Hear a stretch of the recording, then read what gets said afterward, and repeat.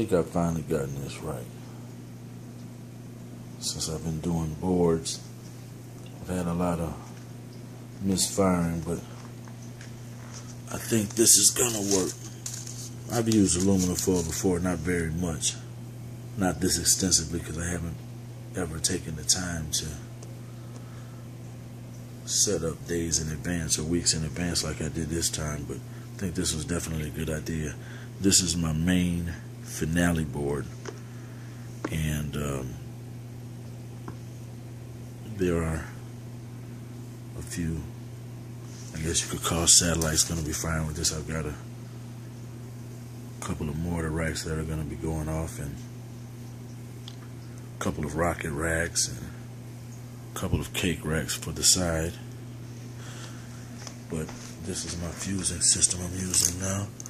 This is going to go out to a rocket rack, some mortars, and another rocket rack. And this is going to go out to, actually this is where it's going to come in at. This is the beginning where my missile battery and some sides are going to be at.